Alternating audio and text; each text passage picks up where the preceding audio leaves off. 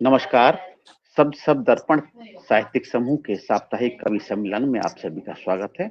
और आज हमारे साथ में देश के विभिन्न भागों से कवि और कवियत्री उपस्थित हैं और आज वो अपनी प्रस्तुतियां देंगे। तो कार्यक्रम में सबसे पहले आज की कार्यक्रम की अध्यक्षा अनीता प्रसाद जी को मैं आमंत्रित करता हूं कि वो अपनी अध्यक्षता स्वीकार करें और हमें कार्यक्रम को आगे बढ़ाने की अनुमति दें। स्वागत आदरणीय अनीता प्रसाद जी। सर नमस्कार सर, प्रणाम। आपने मुझे अध्यक्षता दी है, बहुत बहुत शुक्रिया आपका। और बहुत समय बहुत हो गया है, तो बिना किसी भूमिका के आप कार्यक्रम शुरू करें सर। जी, बहुत बहुत आभार, बहुत बहुत आभार। आभार आदरणीय। और हम चाहेंगे अभी कि हम आमंत्रित करें आदरणीय प्रमोद झा जी को। प्रमोद झा जी आए और मां सरस्वती की वंदना प्रस्तुत करें। उससे पहले मैं बताना चाहता हूं कि हमारे साथ जो साथी जुड़ चुके हैं, हमारे साथ पूजा चौहान जी जुड़ चुकी हैं, हमारे साथ बाल कवि माधवेंद्र प्रताप जी जुड़ चुके हैं, हमारे साथ इसके अलावा मनीषा चौगांवकर जी भी जुड़ चुकी हैं। तो हम सबसे पहले आमंत्रित करते हैं आदरणीय प्रमोद झा जी को कि आए और मां सरस्वती की वंदना प्रस्तुत करें। स्वागत आप जी। मंच को नमन, अति समृद्ध मंच को नमन। आदरणीय सर प्रभाल जी को नमस्कार, और जितने भी रचनाकार हैं उन सबका अभिवादन। मैं माता शारदा के समक्ष कुछ शब्द पुष्प रखता हूँ। हे माँ सरस्वती शारदा, हे माँ सरस्वती शारदा, विद्यादायिनी सबको दो सन्मति, हे माँ सरस्वती शारदा। विद्या बुद्धि में सदैव हो उन्नति, विद्या बुद्धि में सदैव हो उन्नति, हरि कार्यों कलाओं को मिले सुंदर गति, हे माँ सरस्वती शारदा, हे माँ सरस्वती शारदा। ज्ञान अमृत की बौछार करो मैया, ज्ञान अमृत की बौछार करो मैया, ज्ञान और बुद्धि से मिलती रहे सुमति, हे माँ सरस्वती शारदा। सदाचार की चेतना प्रवाहित हो माता, सदाचार की चेतना प्रवाहित हो माता, और गूंज संगीत की सुमधुर स्वर लहरी, हे माँ सरस्वती शारदा। विद्यादायिनी सबको दो सन्मति, हे माँ सरस्वती शारदा। तेरी शरण में आए तो मिले अपार शक्ति, तेरी शरण में आए तो मिले अपार शक्ति। सुंदर भाव विचारों को क्यों अभिव्यक्ति, सुंदर भाव विचारों की अभिव्यक्ति, माँ सरस्वती शारदा। विद्यादायिनी सबको दो सन्मति, हे माँ सरस्वती शारदा। जय माँ शारदी। आप सर क्रम को आगे बढ़ाए। बहुत बहुत आभार आदरणीय, बहुत बहुत आभार, बहुत बहुत आभार। आपने जो रचना प्रस्तुत की, आपने माँ सरस्वती को वंदना, उसका आशय मुझको ये लगता है कि शारदे तुमको हम सब नमन करें, शारदे तुमको हम सब नमन करें। सृजन से पूर्व हम शब्दों का मनन करें, सृजन से पूर्व हम शब्दों का मनन करें। शब्द ज्ञान से ही साहित्य संवर्धित होता, शब्द ज्ञान से ही साहित्य संवर्धित होता। आओ आओ माँ की कृपा से सृजन करें, आओ आओ माँ की कृपा से सृजन करें, और हम सृजन करें भी और सृजन को प्रस्तुत भी करें। तो हम आगे बढ़ेंगे। हमारे साथ जो साथी जुड़ चुके हैं सभी का अभिवादन करते हैं। और सबसे पहले हम चाहते हैं कि दो साथियों का वॉलेटाइल है, थोड़ा सा कनेक्शन लगता है, बार-बार छूट जाते हैं। जी, तो हम चाहेंगे कि हम पूजा चौहान जी को आमंत्रित करें। पूजा चौहान जी यदि कार्य करें ठीक होगा। जी जो माधवेंद्र प्रताप को सुनना चाहते थे वो उनका हमेशा दिक्कत रहती है। तो पूजा जी आप यदि उपस्थित हैं तो मुझे कुछ समय दीजिए। जी ठीक है। तो बिल्कुल मैं समय बिल्कुल आपका ही समय सबका समय है और ये आवाज गूंज रही। जी हाँ, तो अब मैं समझता हूँ मनीषा जी को ही सुन लेते हैं, बाद में सबको सुनेंगे। मनीषा जी आप आए और एक प्रतिभागी के लिए हमने निश्चय किया कि 8 मिनट का समय रखें। तो 8 मिनट का समय है और 8 मिनट के समय में आप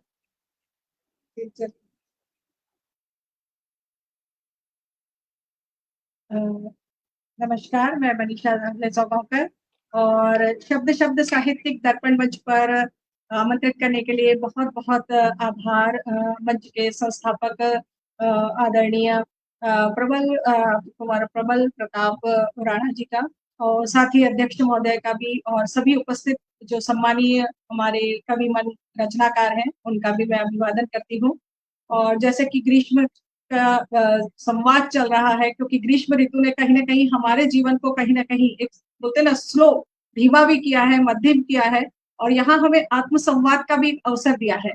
तो उसी पे कुछ पंक्तियां मैंने यहाँ पे लिखी हैं ग्रीष्म से संबंधित, जहाँ पे हमारा मन संवाद कर रहा है। तो बंद लिफाफे से झांकती धूप शीर्षक है कविता का, कि खिड़की के दरारों से दरवाजों के पटलों से दस्तक देती देखो प्रखर सूर्य रश्मियां। खिड़की के दरारों से दरवाजों के पटलों से दस्तक देती देखो प्रखर सूर्य रश्मियां, मानो बंद लिफाफे से झांकती स्वर्णिम अक्षरों से सजी पातियां।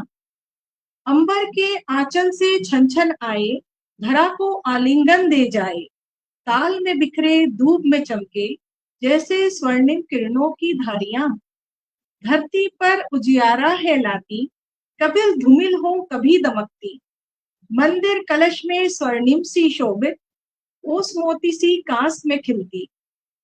लाल लालिमा कांतिमयी आभा, मन मंदिर में दीप जलाए, अंतस के तमस को हरने, अंतर मन के तमस को हरने, देखो रविराज स्वयं आंगन में आए।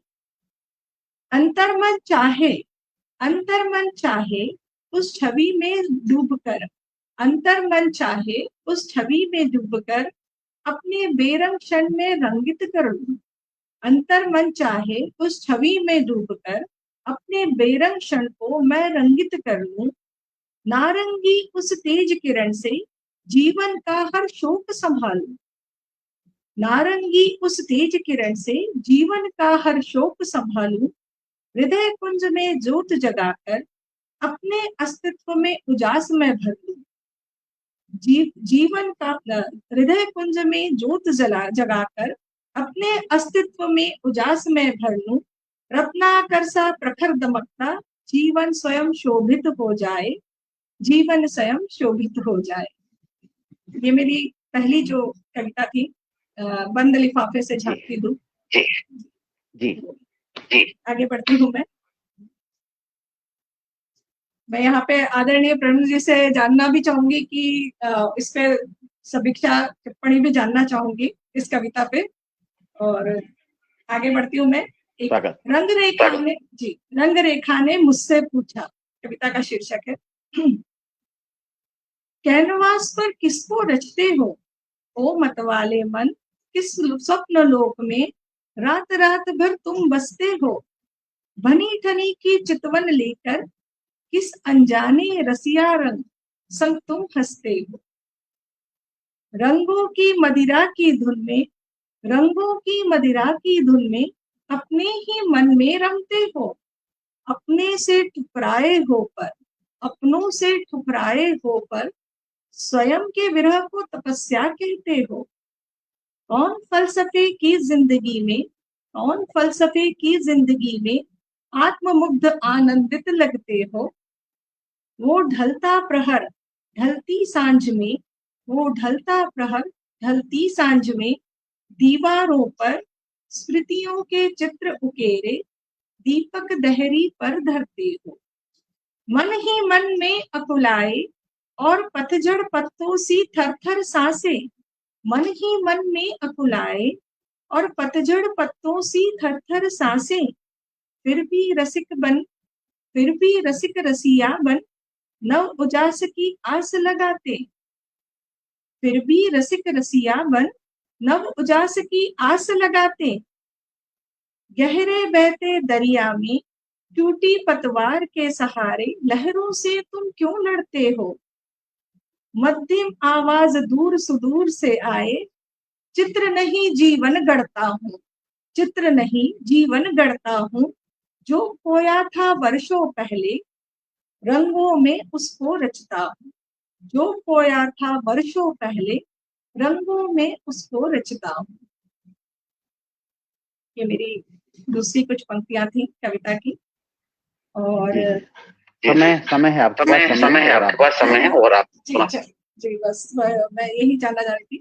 तो आज के दौर में जब हम कहते हैं कि जहाँ पे सोशल मीडिया है, वहां पे मोबाइल हाथ में है, तो कहीं ना कहीं हम आपस में संवाद कम हो गए, तो उस पे कुछ चंद पंक्तियां हैं लिखी हुई कि कमरे बड़े हो गए हैं माफ कीजिए कि कमरे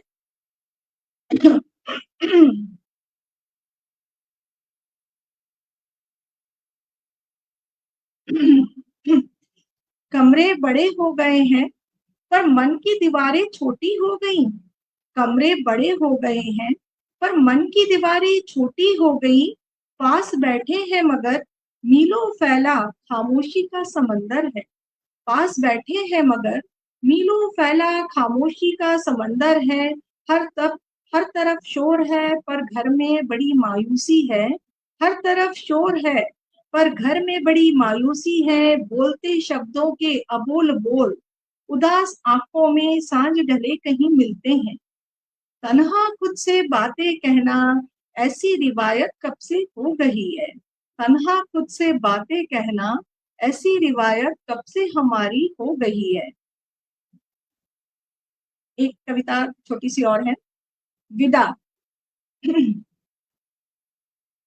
आज आंखें फिर नम हुई है, आज आंखें फिर नम हुई है, दिल में तेरी यादों का भंवर है, आज आंखें फिर नम हुई है, दिल में तेरी यादों का भंवर है, वो कुछ क्षण कुछ पल का सफर, वो कुछ क्षण कुछ पल का सफर, दिल सुनना चाहता था तेरी बातें और चाहता था कुछ कहूँ, और चाहता था कुछ कहूँ, हर पल तू मेरे साथ रहा, हर पल तू मेरे साथ रहा और राह गुजर गई तन्हा सी, हर पल तू मेरे साथ रहा और राह गुजर गई तन्हा सी, उन खालिस जज्बात को चुपचाप छुपा दिल में ले आई, उन खालिस जज्बात को चुपचाप छुपा कर दिल में मैं ले आई, विदा तो कह दिया मैंने उनको मगर विदा कहाँ कर पाई, विदा तो कह दिया मैंने उनको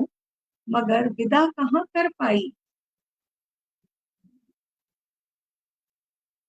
आदरणीय समय है तो और जी कोई जी मैं समझता हूँ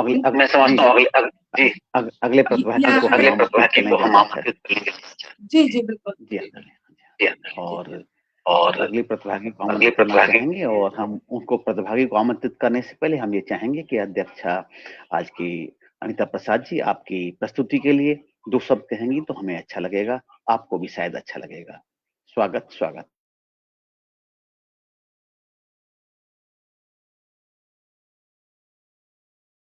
जी अनम्यूट कर लीजिए आप। जी बहुत बहुत धन्यवाद आपका प्रवीण जी, मुझे सम्मान देने के लिए। जहाँ तक अध्यक्षता का सवाल है, तो सभी जितने भी प्रत्याशी हैं, जो भी अभी आए हैं, अभी कवि और कवित्रियां, सभी बहुत सुलझे हुए ऊंचे सम्मानजनक स्थिति में है साहित्य की दुनिया में। तो मैं समीक्षा क्या करूं, लेकिन आपकी जो कविताएं हैं मनीषा जी, जिंदगी के बहुत करीब नजर आई, प्रकृति से बहुत प्रेम है, ऐसा लग रहा है आपको। बहुत सुंदर कविताएं आपने प्रकृति से जुड़ी सुनाई, और फिर आशा और निराशाओं से जूझती जिंदगी की कहानी आपकी कविताओं में दिखती है। जैसे आज की जो जिंदगी है शहर की आपाधापी में, जो ये जिंदगी जूझ रही है आज, तमाम विसंगतियां जो हमारे जीवन में हैं, आपने अपनी कविता के माध्यम से बहुत ही सुंदर ढंग से हमारे सामने रखी हैं। बहुत बहुत ही उत्तम विचार और बहुत सुंदर पंक्तियां, शब्दों का सुंदर तालमेल आपकी कविताओं में नजर आया। बहुत बहुत शुक्रिया, बहुत बहुत धन्यवाद। बहुत बहुत धन्यवाद।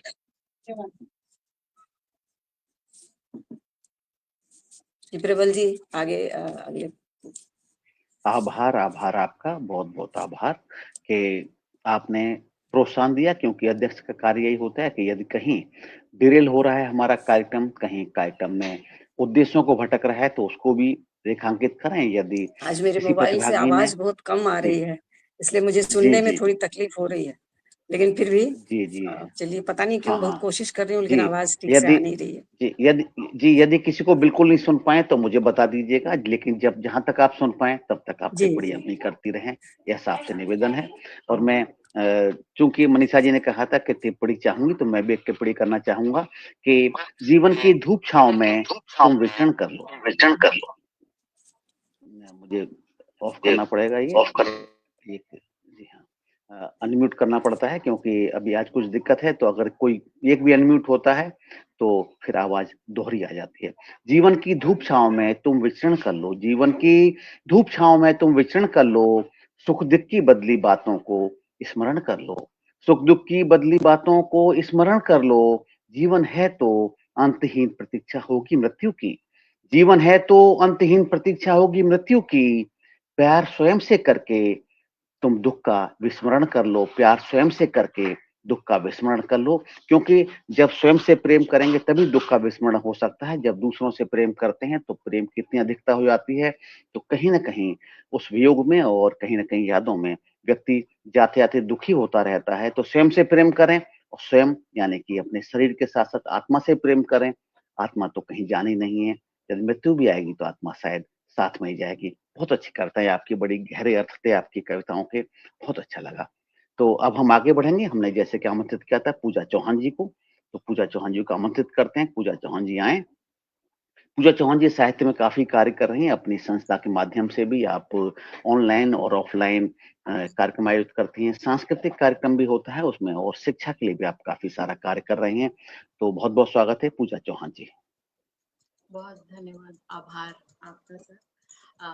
आपके सुंदर शब्दों के लिए मैं माँ वीणा पाणी को नमन करती हूँ, मंच को नमन करती हूँ, सभी की उपस्थिति आवाज को नहीं नमन आ रही है करती हूँ।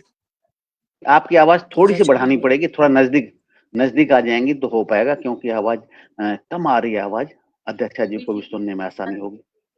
अभी ठीक है सर? हाँ अब ठीक है, अभी ठीक आई।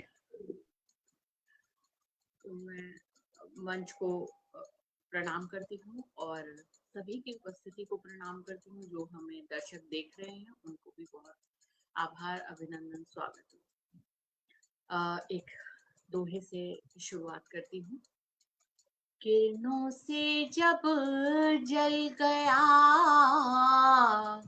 तम का गहरा जाल, आनंदित सा हो गया तब धरती का भाल, आनंदित सा हो गया तब धरती का भार। और अब कुछ और शब्दों से अपनी और रचना से आपको जोड़ती हूँ। एक चौपाई छंद की रचना आप सबके बीच रख रही हूँ। उम्मीद करती हूँ कि आप सभी तक जरूर पहुंचेगी और मेरी आवाज भी अब पहले से ठीक आ रही होगी। जी स्वागत स्वागत।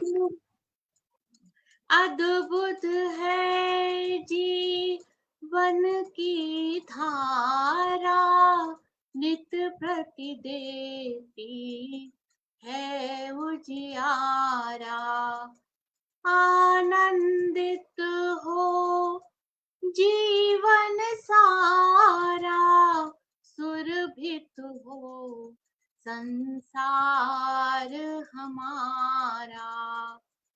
खुशियों के हम रंग बिखेरे, नवल रश्मि से मन को घेरे। खुशियों के हम रंग बिखेरे, नवल रश्मि से मन को घेरे। आशाओं के दीप जलाएं, घर आंगन को फिर महकाएं। जीवन है नित नई चुनौती, हर पल होती कर्म कसौटी। प्रभु से मांगे यही मनौती, भरे प्रेम से इसमें मोती। प्रभु से मांगे यही मनौती, भरे प्रेम से इसमें मोती। भरे प्रेम से इसमें मोती। सर समय होगा तो और भी रचनाएं मैं प्रस्तुत करूं। जी समय पढ़िए ना, अभी 8 मिनट का समय आपने कितना समय लिया, उसमें से 8 में से मैं समझता हूँ आपने 3 मिनट का समय लिया है आपने केवल, तो आप निश्चित रूप से समय का उपयोग कीजिए।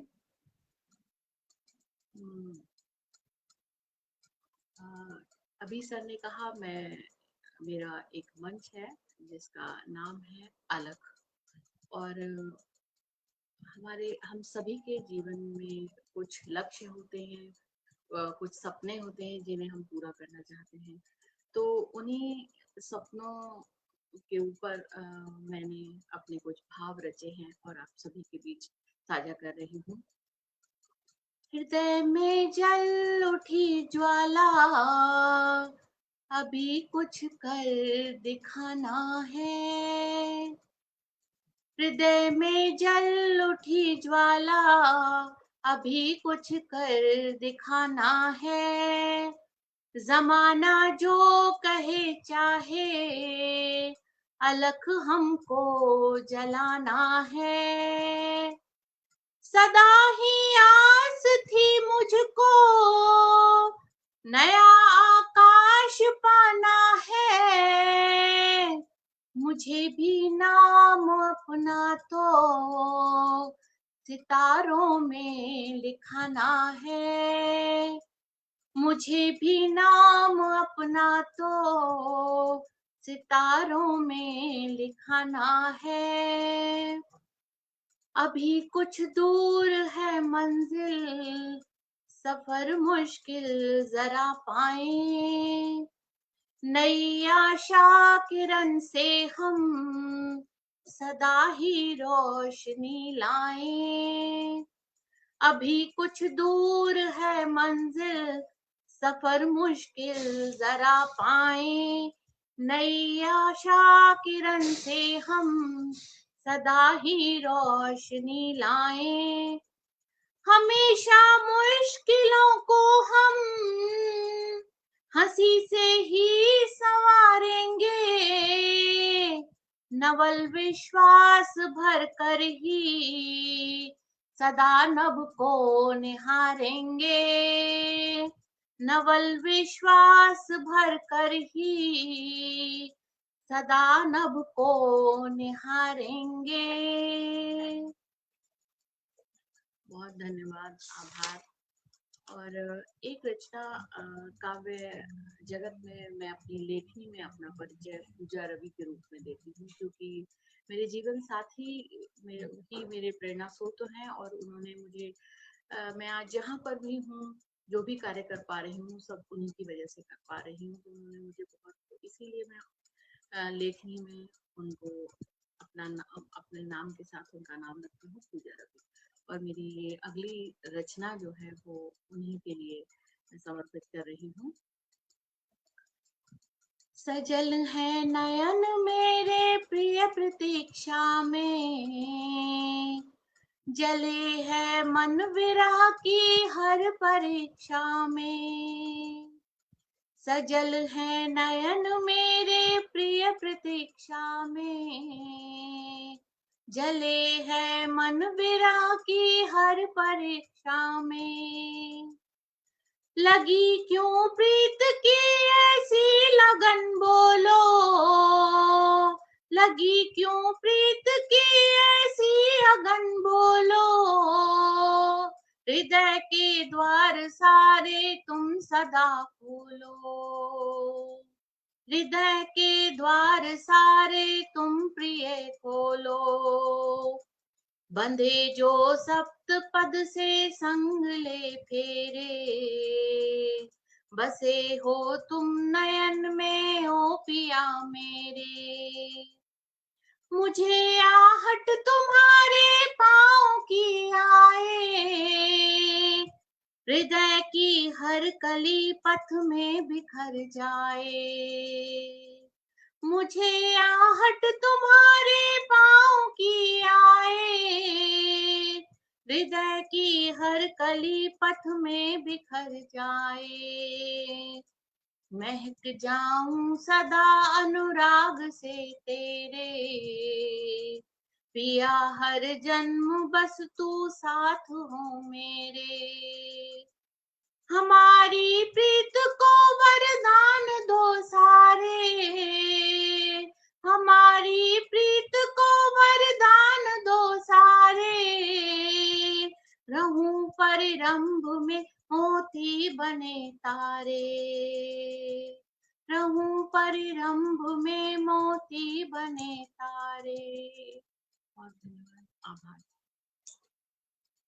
अद्भुत अद्भुत अद्भुत प्रस्तुतियां आपकी, और हम चाहेंगे अध्यक्षा जी से, अध्यक्षा जी आए और आपकी रचनाओं के लिए कुछ कहें, हमें अच्छा लगेगा।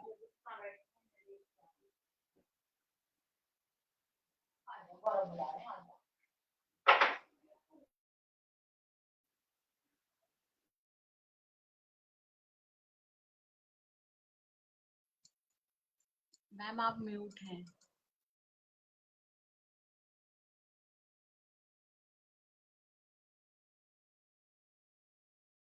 कि आप अनम्यूट कर लीजिए, अपने को अनम्यूट कर लीजिए आप।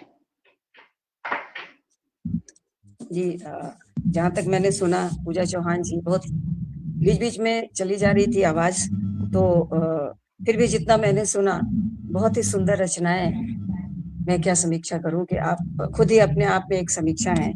जीवन के आनंद से भरपूर आपकी कविताएं, और उसमें खुशियों के रंग बिखेरते आपके शब्द, भावों से भरपूर बहुत ही सुंदर पंक्तियां।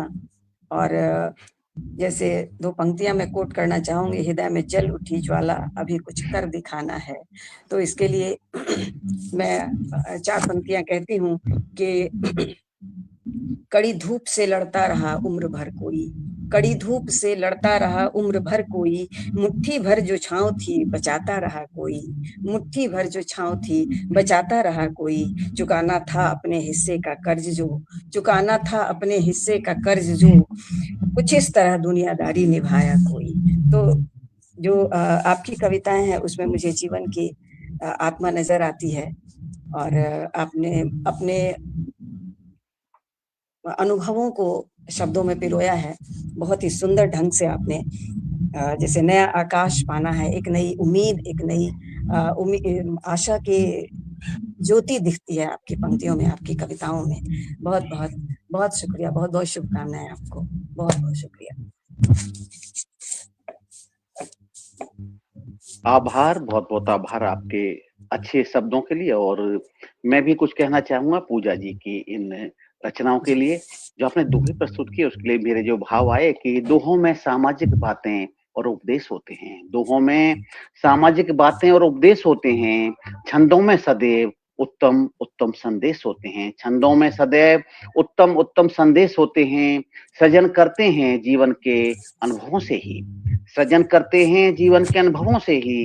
सुझाव जीने और जीने दो के आदेश होते हैं, सुझाव जीने और जीनो दो के आदेश होते हैं। निश्चित रूप से ऐसे सुझाव होते हैं जो कि आमतौर पर अभी जो दोहे लिख रहे हैं सभी रचनाकार लिख रहे हैं, कोई साधु और संत नहीं लिख रहे हैं, क्योंकि वो स्वामी तुलसीदास और कबीर दोनों ही संत की श्रेणी में थे, तभी दोहे बहुत ज्यादा सुने और लिखे गए। लेकिन अभी हम जैसे साधारण मनुष्य लिख रहे हैं, लेकिन उसमें भी कहीं ना कहीं बहुत अच्छे संदेश होते हैं, यही हम कहना चाहते थे इसमें। और आपने जो बाद में सबसे अंत में रचना प्रस्तुत की, उसके लिए मैं लोभ सवर्ण नहीं कर पा रहा हूँ कि परम प्रिय स्वजन को हर पल याद करते हैं, परम प्रिय स्वजन को हर पल याद करते हैं। मैंने स्वजन शब्द उपयोग किया है, लोग सजन, सजना, सजनी उपयोग करते हैं, लेकिन जब हिंदी की बात करते हैं स्वजन में शायद सब समाहित हो जाते हैं। परम प्रिय स्वजन को हर पल याद करते हैं, साथ हो तो अच्छा रहें, प्रभु से फरियाद करते हैं, साथ हो तो अच्छा रहे, प्रभु से फरियाद करते हैं। दाम्पत्य का बंधन और मजबूत हो जाए, दाम्पत्य का बंधन और मजबूत हो जाए, परस्पर और अपनों से यही संवाद करते हैं, परस्पर और अपनों से यही संवाद करते हैं, यही प्रार्थना करते हैं। बहुत अच्छी भावनाएं आपकी और उतने ही अच्छे सब। तो आगे बढ़ेंगे और आगे हम आमंत्रित करेंगे आदरणीय चतुर्वेदी जी को, सुनेंगे। तो स्वागत है आदरणीय चतुर्वेदी जी, स्वागत स्वागत स्वागत। नमस्कार, माँ शारदे को नमन करता हूँ और मंच पर आसीन सभी को नमन करता हूँ। और बहुत ही अच्छी काव्य गोष्ठी चल रही है आज, सभी लोग बहुत ही सुंदर काव्य पाठ कर रहे हैं। तो इसी क्रम में छोटी छोटी एक दो रचना मैं भी अपनी प्रस्तुत करना चाहता हूँ।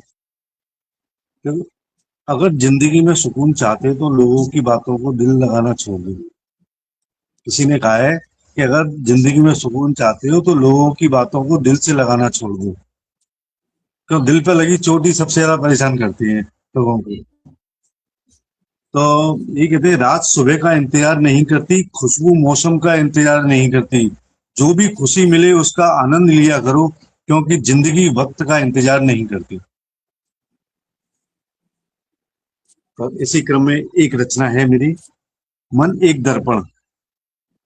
मन एक दर्पण की तरह होता है हमारा, मन एक दर्पण की तरह होता है हमारा, कुछ भी आया नहीं मन में कि वो दिखने लगता है, कुछ भी आया नहीं मन में कि वो दिखने लगता है। मन की गति बहुत तेज होती है, पल में भागती है, जैसे विचार आते हैं मन में, मन के दर्पण में दिखते हैं, जैसे विचार आते हैं मन में, मन के दर्पण में दिखते हैं। मन बड़ा चंचल होता है, भागता ही रहता है हमेशा, मन बड़ा चंचल होता है, भागता ही रहता है हमेशा। मन में आया कि मैं विदेश चलूं तो मन है ये तो, मन के दर्पण में तुरंत विदेश दिखने लगेगा। मन में आया आज मन में मिठाई खानी है, मन के दर्पण में तरह तरह की मिठाइयां दिखने लगेंगी। मन में जैसी कल्पना करोगे मन उधर ही भागेगा। हमारा दैनिक जीवन भी मन के अनुसार चलता है, हम ज्यादातर वही करते हैं जो हमारा मन करता है, हम ज्यादातर वही करते हैं जो हमारा मन करता है। अपने मन का कार्य करने में मन प्रसन्न रहता है, अपने मन का कार्य करने में मन प्रसन्न रहता है। क्या अच्छा बुरा सभी मन के दर्पण में दिखता है, क्या अच्छा बुरा सभी मन के दर्पण में दिखता है। अपना मन हमेशा सही कार्य में लगाओ, अपना मन हमेशा सही कार्य में लगाओ, अपने आप को मन के दर्पण में सही पाओ, अपने आप को मन के दर्पण में सही पाओ। मन का दर्पण हमारे तुम्हारे सबके पास होता है, मन का दर्पण हमारे तुम्हारे सबके पास होता है। हमारा तुम्हारा किया मन के दर्पण में दिखता है, हमारा तुम्हारा किया सब मन के दर्पण में दिखता है। मन के दर्पण को करते रहो समय समय पर साफ, मन के दर्पण को करते रहो समय समय पर साफ। सबके कर्मों का हिसाब दिखाता है मन का दर्पण, सबके कर्मों का हिसाब दिखाता है मन का दर्पण। धन्यवाद। एक रचना हो गई। हाँ, अब एक रचना, एक छोटी रचना और है। सपने हो जाएंगे साकार, ये जीवन एक सपना है, ये जीवन एक सपना है। इस जीवन में हम सपनों में जीते हैं, इस जीवन में हम सपनों में जीते हैं। अपनी जिंदगी के लिए सपने बुनते रहते हैं, पल की खबर नहीं और भविष्य के सपने देखते हैं, पल की खबर नहीं और भविष्य के सपने देखते हैं। सपना देखना जरूरी भी है इस जीवन में, सपना देखना जरूरी भी है इस जीवन में। कभी हम अपने लिए सपना देखते हैं जीवन में, कभी हम अपने बच्चों के लिए सपने देखते हैं। ये सपनों की दुनिया सा लगता है जीवन भी, ये सपनों की दुनिया सा लगता है जीवन भी। जिंदगी में सपने देखने भी चाहिए तभी साकार होते हैं, जिंदगी में सपने देखने भी चाहिए तभी साकार होते हैं। इंसान की पूरी जिंदगी सपने देखते निकल जाती है, ये सोचा था वो मिला नहीं, जो मिला वो सोचा नहीं। जब इंसान बच्चा होता है तो भविष्य के सपने, और जब बड़ा हुआ तो अपने कैरियर पढ़ाई के सपने, जब पढ़ाई और नौकरी पूरी हुई तो शादी के सपने, और फिर ज्यादा धन दौलत कमाने के सपने, जब शादी भी हो जाए तो बच्चों के सपने। जीवन सपनों की दुनिया में चलता रहता है, जीवन सपनों की दुनिया में चलता रहता है। इसलिए कहते हैं सपने देखोगे तभी होंगे साकार, सपने देखोगे तभी होंगे साकार। धन्यवाद। वाह, कमाल कमाल कमाल आपकी प्रस्तुति। और मैं चाहूंगा कि आपकी प्रस्तुति के लिए अध्यक्षा जी 2 शब्द कहें, और अंकल जी यदि आ सकते हैं तो उनको भी आप कैमरे पे ले लेंगे, तो मैं आपके 5 बाद में मिनट उनकी बाद मैं प्रस्तुति पहुंच रहा हूँ दूसरे वाले जी घर हाँ, पे, तो वहां से उनको ज्वाइन जी हाँ, करा जी हाँ, देता हूँ 5 मिनट जी बाद हाँ, में। ठीक। उसके बाद उनको सुन लेंगे। तो अभी आप हाँ, अपनी टिप्पणी सुनिए, आपके बारे में क्या कहना चाहेंगी अध्यक्षा जी, ये भी बहुत आवश्यक है। उसके बाद में आप उनको जोड़िएगा। बहुत बहुत शुक्रिया प्रबल जी। इनकी अतुकांत कविताएं जिंदगी के बहुत करीब दिखी मुझे। सबसे बड़ी बात तो ये है कि आज के समय में जो हम इंसान अपने आप को भूल गए हैं, उन्हें ये समझ नहीं आता कि हम जो भी काम करते हैं दुनिया को धोखा दे सकते हैं, अपने आप को कैसे धोखा देंगे। अपने मन का जो दर्पण है उसे हम कभी धोखा नहीं दे सकते। वैसे भी कहा गया है कि दर्पण हमेशा सच बोलता है, कभी झूठ नहीं बोलता है। तो इनकी पंक्तियों में ये उभर कर सामने आता है कि मन एक दर्पण की तरह होता है। कभी हम कुछ ऐसे काम कर जाते हैं कि मजबूरी में करना पड़े या जानबूझ कर किया हो, पर दुनिया से छिप जाते हैं हम, लेकिन अपना मन कहीं न कहीं सालता रहता है, हमें लानतें भेजता रहता है कि ये हमने क्या किया। तो बहुत ही खूबसूरती से उन्होंने मन को एक दर्पण की तरह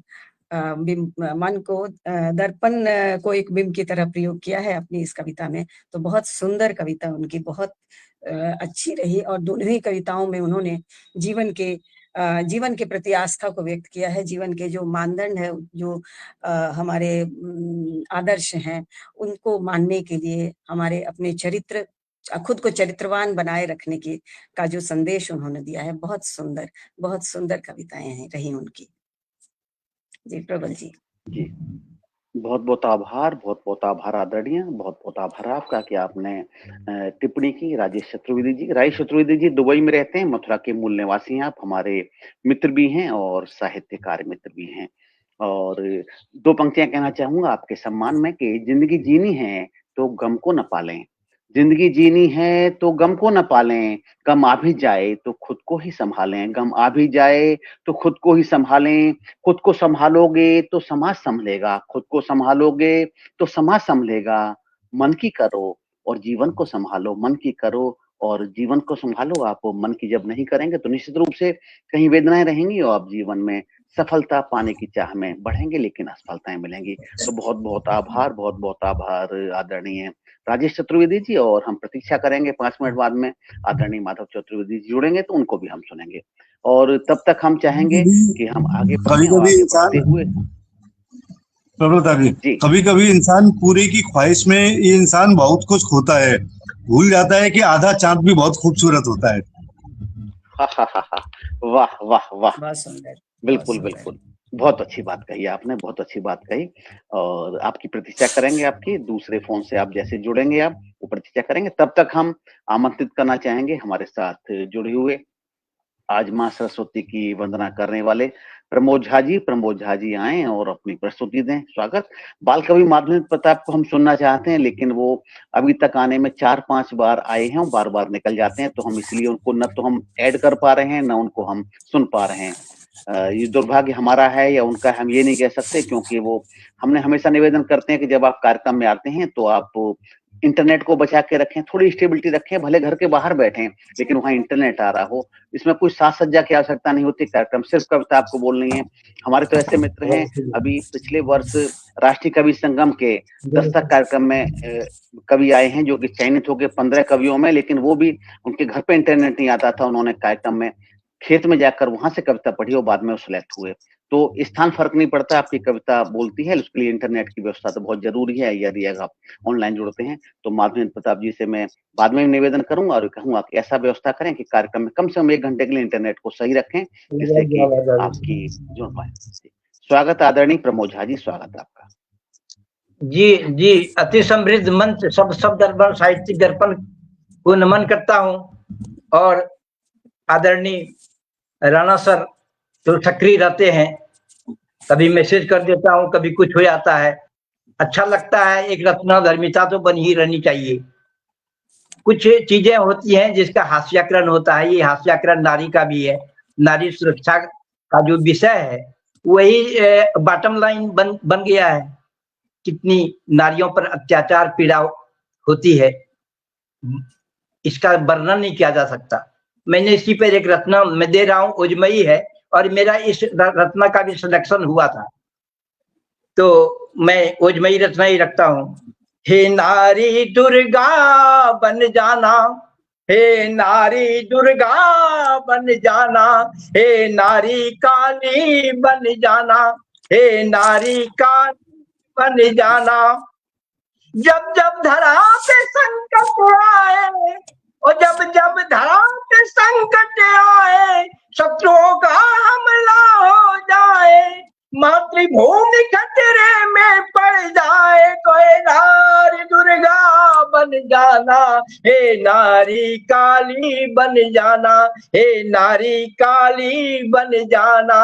नारी शक्ति का आह्वान यही है, नारी शक्ति का आह्वान यही है।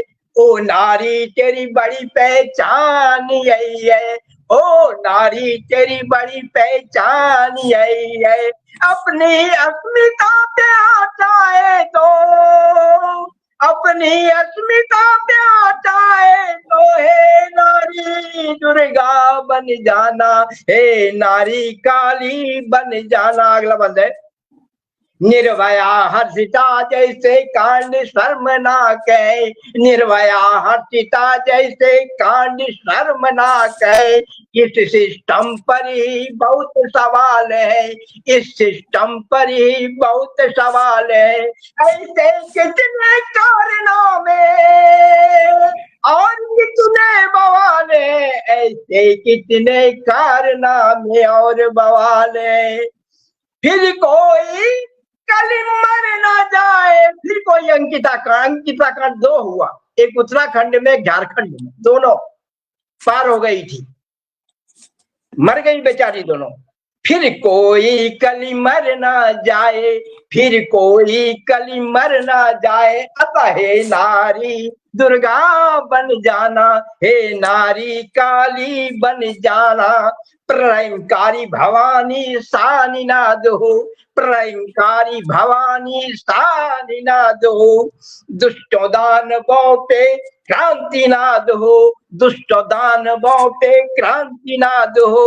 ना कोई कुटिल, ना कोई कुटिल, ना विसंगत साजवाज हो, ना कोई कुटिल विसंगत साजवाज हो। अत्याचारियों पे जमकर प्रहार हो, अत्याचारियों पे जमकर प्रहार हो। अतः हे नारी दुर्गा बन जाना, अतः हे नारी दुर्गा बन जाना, हे नारी काली बन। मैंने नारी सशक्तिकरण को दिया है। मंचों पे होते रहते हैं भाषण संभाषण, नारी विमर्श सवालों के घेरे में, कोई नारी विमर्श सतही है वो। हे नारी दुर्गा बन जाना, मंचों पे होते रहते हैं भाषण संभाषण, यथार्थ के धरातल पर नहीं नारी सशक्तिकरण, यथार्थ के धरातल पर नहीं नारी सशक्तिकरण। समझ में नहीं आता है न्यायाधिकरण, ये न्यायाधिकरण खूब बनते हैं सुप्रीम कोर्ट हाई कोर्ट में। समझ में नहीं आता ये न्यायाधिकरण, अपने अस्तित्व की रक्षा के खातिर, अपने अस्तित्व की रक्षा के खातिर, हे नारी दुर्गा बन जाना, हे नारी काली बन जाना। टिप्पणी कीजिएगा, मैं तो लिखता ही रहता हूँ। और एक रचना और किसानों पर मैं रखता हूँ आदरणीय।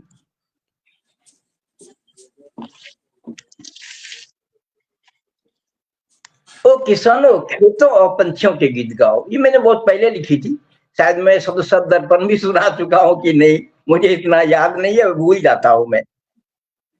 ओ किसानों खेतों पंछियों के गीत गाओ। ओ किसानों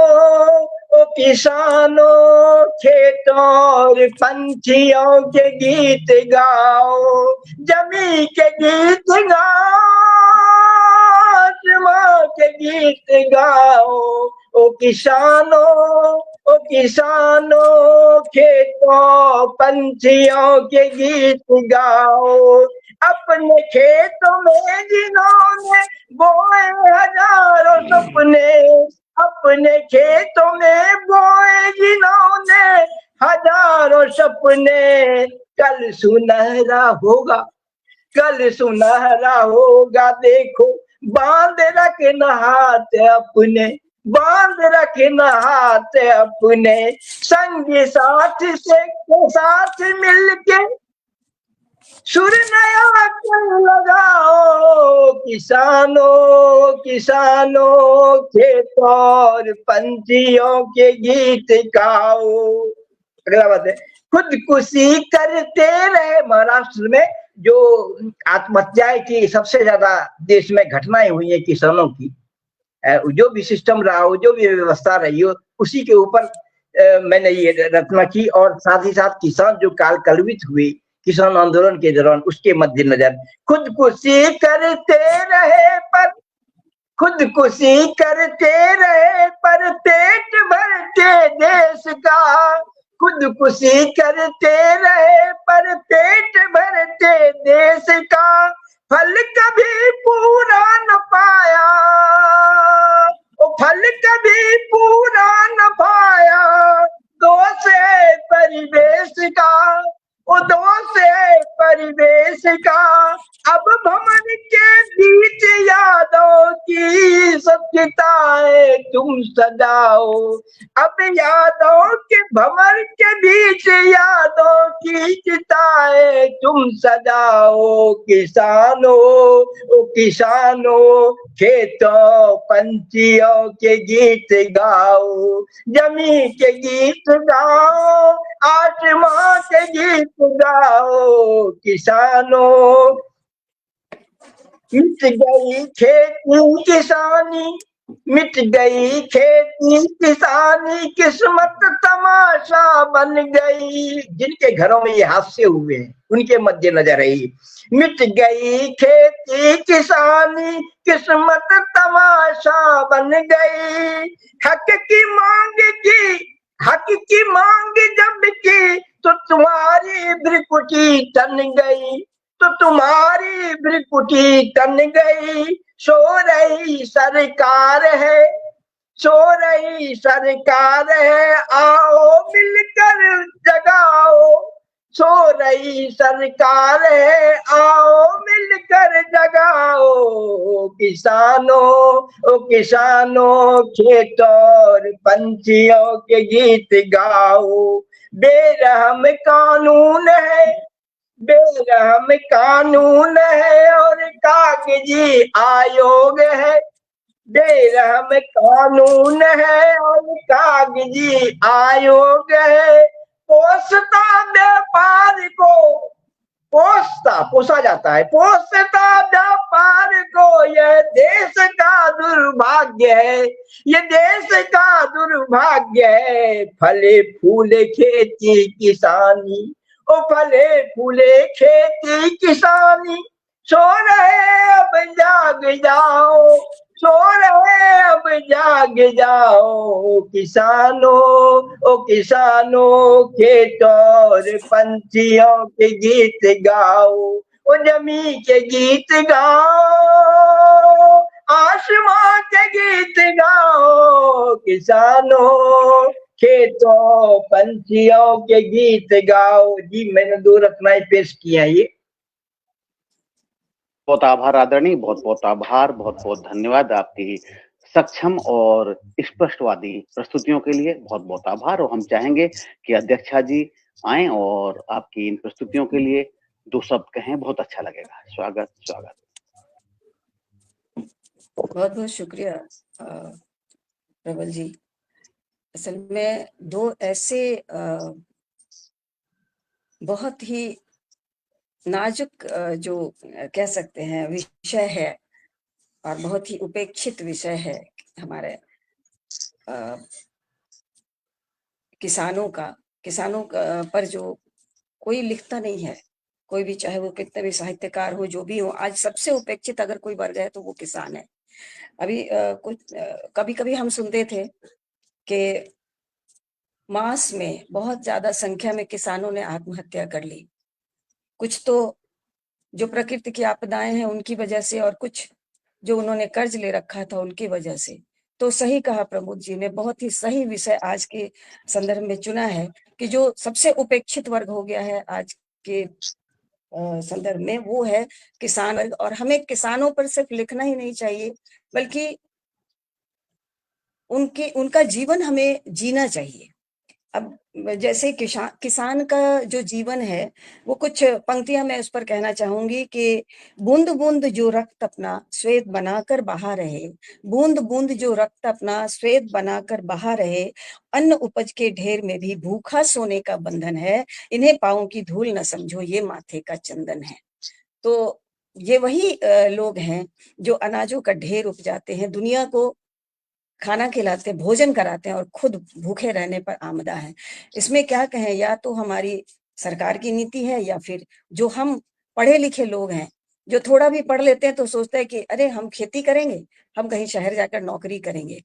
समझना ये चाहिए कि जो खेती बाड़ी का जो काम है, जो किसान का काम है, वो बहुत ही सम्माननीय कार्य है, उसको हमने बहुत उपेक्षित करके रखा है। तो प्रमोद जी, आपने बहुत ही एक अछूता विषय आपने आज हम सबके सामने रखा है जिस पर लोग नहीं लिखते हैं। आज ये विषय अनछुआ रह गया है। तो बहुत बहुत शुक्रिया आपका कि आपने बहुत सी सुंदर ओजपूर्ण कविता लिखी है इस पर। और नारी के बारे में तो बहुत लोग लिखते हैं, कहते हैं नारी सशक्तिकरण का बहुत शोर है, और आपने भी कहा कि दुर्गा काली बन जाए, तो सही कहा आपने कि दुर्गा काली बन जाए, लेकिन एक रूप जो नारी का है तो शाश्वत रूप है, जो सदा से रहा है और कभी वो खत्म नहीं होगा। माँ के रूप में, एक गृहिणी के रूप में, एक परिवार के आधार के रूप में, तो उसे हम भूल गए हैं, उसे हमें नहीं भूलना चाहिए। आपकी कविताओं में मुझे ये दिखा है कि नारी जो है वो जूझ रही है, और जूझते जूझते उसने अपने को इतना बदल लिया है कि वो आज सिर्फ काली नजर आती हैं, दुर्गा नजर आती हैं, बनने को आमदा है। सही कहा आपने, अपनी कविताओं में कोट किया है इस बात को, सही कहा आपने। तो मैं आपकी इन्हीं कविताओं को कोट करते हुए, इन्हीं कविताओं को आगे बढ़ाते हुए मैं अपनी एक छोटी सी रचना रखती हूँ, वीरांगनाएं जो नारी पर ही है, कि मध्यम वर्गीय परिवार की महिला हूँ। मैंने ये आज की नारी के बारे में लिखा है कि मध्यम वर्गीय परिवार की महिला हूँ। मैंने नारी को वीरांगना कहा है। चंद सिक्के महीने के आखिर में बचा ही लेती हूँ मैं। मध्यम वर्गीय परिवार की महिला हूँ, चंद सिक्के महीने के आखिर में बचा ही लेती हूँ मैं, अपने घर के कोने से थोड़ा वक्त चुराकर, अपने घर के कोने से थोड़ा वक्त चुराकर अपनी डायरी के पन्नों में कुछ नए शब्दों को आकार देती हूँ मैं। मध्यम वर्गीय परिवार की महिला हूँ, चंद सिक्के महीने के आखिर में बचा ही लेती हूँ मैं। अपने बच्चों की नींद से दबे पांव आकर शब्दों को जगाती हूँ मैं, अपने बच्चों की नींद से दबे पांव आकर शब्दों को जगाती हूँ मैं। मध्यम वर्गीय परिवार की महिला हूँ, चंद सिक्के महीने के आखिर में बचा ही लेती हूँ मैं। रोटियां तवे पर सेकती हुई, रोटियां तवे पर सेकती हुई लाइव सुनती हूँ मैं, अपनी रसोई से पसीने की कुछ बूंदे चुरा, अपनी रसोई से पसीने की कुछ बूंदे चुरा डायरी के पन्नों पर डालती हूँ, कुछ इस तरह शब्दों में रंग भरती हूँ मैं। मध्यम वर्गीय परिवार की महिला हूँ, चंद सिक्के महीने के आखिर में बचा ही लेती हूँ मैं।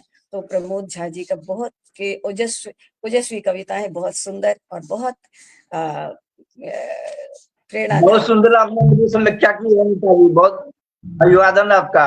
और सर को तो मैं देखता ही रहता हूँ, इनकी जब लेखनी चलती है तो बहुत सुंदर लिखते हैं राणा सर जी, जब ये समीक्षा करते हैं, बहुत सुंदर। जी प्रबल जी।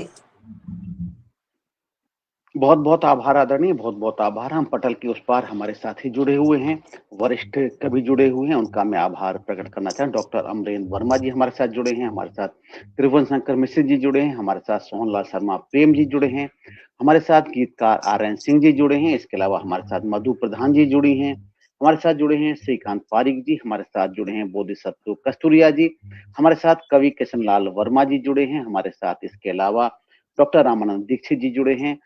सभी का धन्यवाद करते हैं, सभी का आभार करते हैं कि आप हमारे साथ हैं और हमारे अतिथियों का आप सम्मान कर रहे हैं, उनकी रचनाओं को सुन रहे हैं। और मैं ज्यादा लंबी टिप्पणी नहीं करूंगा आदरणीय की रचनाओं के लिए, नारी के लिए बहुत अच्छी बात है। और आपने कहा, प्रश्न उठाया, थोड़ा सा मैं जो किसानों को लिखा उसमें मैं कुछ कहना चाहूंगा। नारी वाले तो वो यही कहूंगा कि नारी विमर्श ही नहीं, नारी का सम्मान करो। नारी विमर्श ही नहीं, नारी का सम्मान करो। लिंग के आधार पर न कोई असम्मान करो। सवाल अपमान करने का नहीं, असम्मान करना भी बहुत है। आप किसी का अगर सम्मान नहीं करते तो आप असम्मान भी मत करिए, आप इग्नोर मत करिए कि नारी विमर्श ही नहीं, नारी का सम्मान करो। लिंग के आधार पर न कोई असम्मान करो। यदि सम्मान करोगे तो आपको सम्मान मिलेगा, यदि सम्मान करोगे तो आपको सम्मान मिलेगा। परस्पर प्रेम और सद्भाव का प्रतिदान करो, परस्पर प्रेम और सद्भाव का प्रतिदान करो। इतना ही काफी है नारियों के लिए। आप सद्भाव दें और प्रेम, यथाचित प्रेम है, जिस रिश्ते में जो प्रेम चाहिए ऐसा प्रेम दें। लेकिन आदरणीय किसान वाली में निश्चित रूप से कि भारत कृषि प्रधान देश है, ये पढ़ते थे। आज कृषि प्रधान है या नहीं इस बारे में चर्चा नहीं लोग करते। लेकिन एक बात में इसकी एक और मतलब विडंबना है जो आदरणीय श्री, मैं चाहूंगा अगली रचना इस पर लिखें, आप किसानों के ऊपर जब लिखें तो मेरे साथ कुछ ऐसी आदत होती है कि मैं साहित्यकारों को कई बार टास्क दे देता हूँ और उम्मीद करता हूँ कि और अच्छी रचना लिखें कि किसानों की बर्बादी के कारण सरकारी नीति हो सकती है लेकिन शायद नहीं है। किसान के बेटे, आज की डेट में अभी आप देखिएगा कि किसान 80% किसान हैं तो 80% अधिकारी भी किसानों के बेटे होंगे। बेटे नहीं होंगे किसानों के, आप पोते या नाती होंगे किसानों के 80% यदि हैं तो। ये नहीं कह सकते क्योंकि आईएएस मैं समझता हूँ धरातल पर किसानों के लिए कोई कार्य नहीं भी करते और न कुछ करने की उम्मीद है। लेकिन बाकी जो कर्मचारी अधिकारी हैं वो अधिकांश किसानों के बेटे होते हैं, लेखपाल से लेकर और सचिव से लेकर और जो प्रधान हैं आपके जितने पंचायत के सदस्य हैं वो सारे किसान ही हैं, अधिकांश किसान हैं। और नेताओं का जहां तक प्रश्न है 50% नेता भी किसान है जो कि ग्रामीण पृष्ठभूमि से आए हैं, उनके पिता किसान थे या उनके बाबा किसान थे। लेकिन समस्या वहीं से है कि वो किसान के लिए क्या करते हैं। जब तक रिश्वतखोरी और जब तक भ्रष्टाचार बंद नहीं करेंगे तब तक किसान क्या, दूसरे वर्ग तो सर्वाइव कर जाते हैं कि उनकी निश्चित इनकम होती है लेकिन किसान की निश्चित इनकम नहीं होती। दुकानदार से यदि भ्रष्टाचार आप करेंगे तो दुकानदार क्या करेगा, एमआरपी से नीचे बेचेगा ही नहीं, चलिए उसका भ्रष्टाचार करते काम चल जाएगा। किसान क्या करेगा, क्योंकि जो किसान के पुत्र हैं, किसान के ही जो परिवारों से निकले हैं वही लोग बहुत ज्यादा शोषण कर रहे हैं। तो ये मेरा कहना है आदरणीय, इसको प्रश्न को बनाएं। और आप तो बड़े पत्रकार हैं और पत्रकार के साथ साथ आपकी बात सुनी भी जाती है। तो किसानों की बर्बादी का हम कारण न बन जाएं, किसानों की बर्बादी का हम कारण न बन जाएं। मतलब होता क्या है कि हम सरकार को कोसते लेकिन हम कहां पर कर पा रहे हैं किसानों के लिए या किसी के लिए। किसानों की बर्बादी का हम कारण न बन जाएं। किसान के बेटे भी अधिकारी बन कहर न बर पाए, किसान के बेटे भी अधिकारी बन कहर न बर पाए। नेताजी हैं किसान पुत्र, स्वयं को किसान कहते हैं। नेताजी भी हैं किसान पुत्र, स्वयं को किसान कहते हैं। रिश्वतखोरी और भ्रष्टाचार से खुद को न लजाएं, रिश्वतखोरी और भ्रष्टाचार से खुद को न लजाएं। यदि भ्रष्टाचार कम हो जाएगा, मंडी में जब किसान लेकर जाता है तो वही वही किसानों के पुत्र वहां मंडी पर बैठे हैं, वही उसके गेहूं तुलने से पहले उसमें से अपना हिस्सा निकाल लेते हैं। किसान कुछ बोल भी नहीं पाता है, उनको बाबूजी कहता है जो दूसरे किसान के बेटे हैं। यही कहीं बहुत बड़ी विडंबना है आदरणीय। यदि आंदोलन उस स्तर तक जाएगा तो शायद आंदोलन सफल भी होगा, उसका कोई विरोध नहीं कर पाएगा। छोटा सा सम्मेलन था, आपकी रचना अगली बार इस विषय पे आएगी, मुझे बहुत अच्छी लगेगी आदरणीय, बहुत अच्छी लगेगी। स्वागत आदरणीय, स्वागत। आगे बढ़ेंगे और आगे बढ़ते हुए हमारे साथ माधव चतुर्वेदी जी आ चुके हैं, तो हम चाहेंगे कि माधव चतुर्वेदी जी को आमंत्रित करें कि माधव चतुर्वेदी जी आए और अपनी प्रस्तुतियां दें। स्वागत, स्वागत आदरणीय, स्वागत आपका।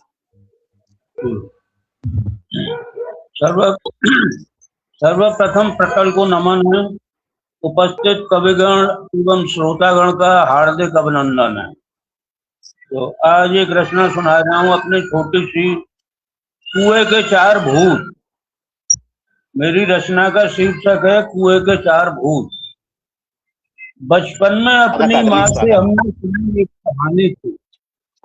बचपन में अपनी माँ से हमने सुनी एक कहानी थी। बेकार युवक घर में था और चलती उसकी मनमानी थी। बेकार युवक के घर में था, चलती उसकी मनमानी थी। एक दिन माँ को गुस्सा आया, उसने कुछ करने की ठानी। एक दिन माँ को गुस्सा आया, उसने कुछ करने की ठानी। रोटी दे चार उसे बोली, अब बंद तेरी सब मनमानी। रोटी दे चार उसे बोली, अब बंद तेरी सब मनमानी। तू काम देख कहीं जा कर के और भूख लगे तो खा लेना। तू काम देख कहीं जा कर के और भूख लगे तो खा लेना। और बिना काम के घर में अब वापस तेरे को नहीं लेना। बिना काम के घर में अब वापस तेरे को नहीं लेना।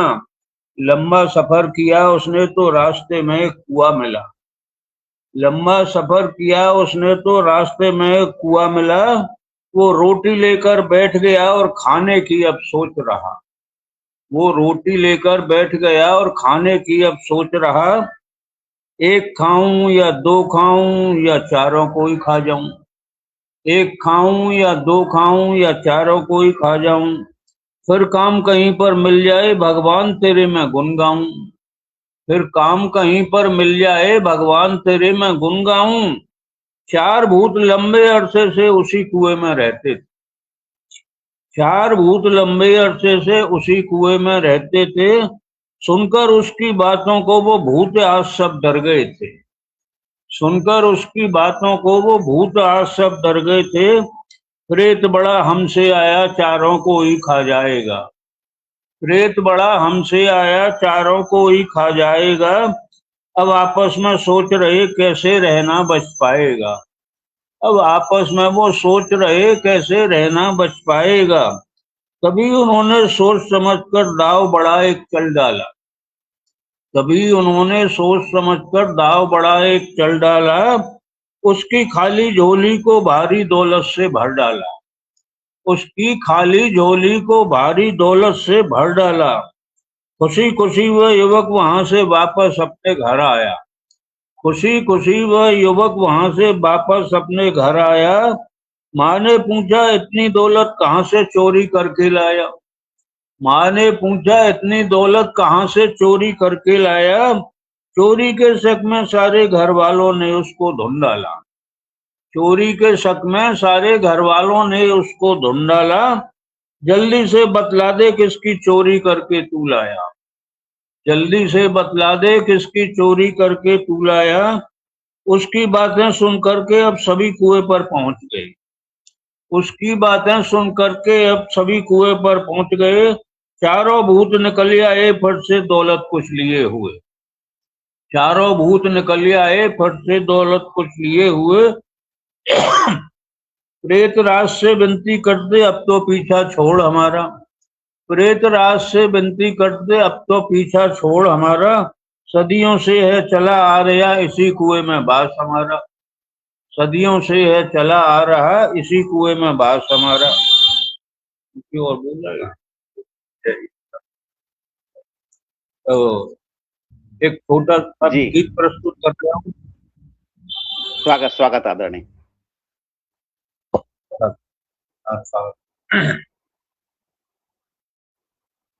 यदि तुम नैनों से दिल की बात बता दो।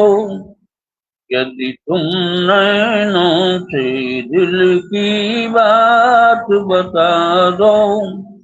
मैं इस दिल का संसार तुम्हें दे दूंगा।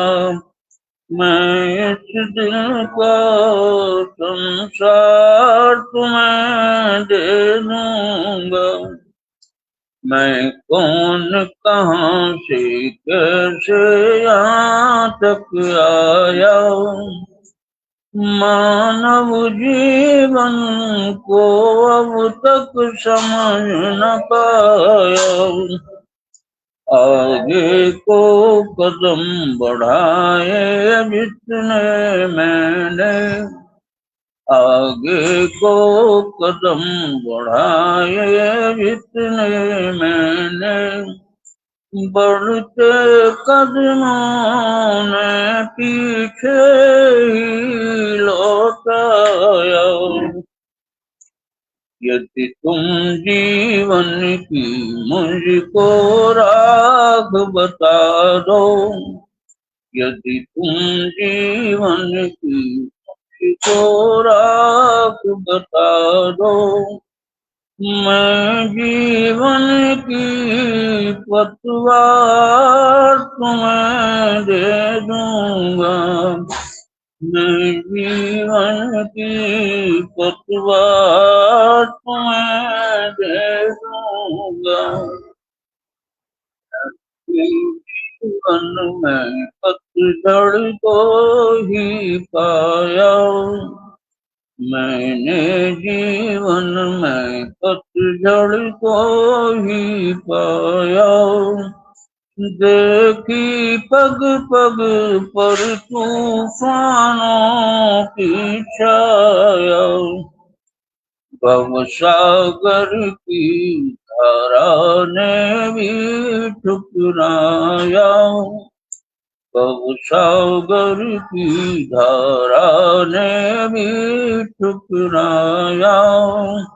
जीवन में मुझको प्यार नहीं मिल पाया, जीवन में मुझको प्यार नहीं मिल पाया।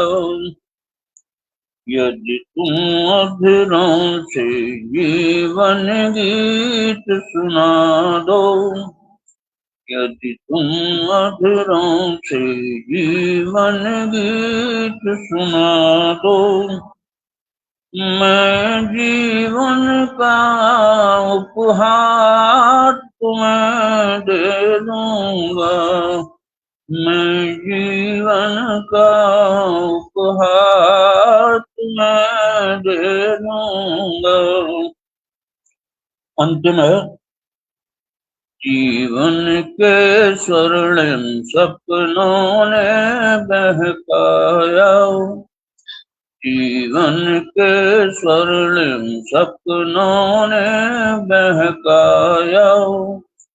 चाहत की राहों ने मुझको भटकाया, मैं समझ न पाया जीवन की गुत्थी को, मैं समझ न पाया जीवन की गुत्थी को। सूखे उपवन में प्यास बुझाने आया, सूखे उपवन में प्यास बुझाने आया। यदि तुम वीणा से मन का गीत जगा दो, यदि तुम वीणा से मन का गीत जगा दो, मैं जीवन की झंकार तुम्हें दे दूंगा, मैं जीवन की झंकार तुम्हें दे दूंगा। राधे राधे। जय श्री राधे आदरणीय। और आपने निश्चित रूप से बहुत अच्छी प्रस्तुति दी और मैं चाहूंगा अध्यक्षा जी आए और आपकी प्रस्तुति के लिए 2 शब्द कहें। आदरणीय माधव चतुर्वेदी जी, आप वरिष्ठ रचनाकार हैं और आपके गीत और आपकी कविताएं प्रसिद्ध हैं। आप हास्य भी उतना अच्छा लिखते हैं, इतना प्रेम लिखते हैं और इसके अलावा आप आध्यात्म में, हमारी भजन संध्या में भी आप लगभग नियमित शामिल होते हैं, सोमवार को शाम को 5:30 बजे। और हमारे एक निश्चित रूप से एक निश्चित आप फीचर करते हैं उन भजन के कार्यक्रमों में भी। तो बहुत बहुत आभार आदरणीय। और हम चाहेंगे अध्यक्षा जी आपके बारे में 2 शब्द कहें।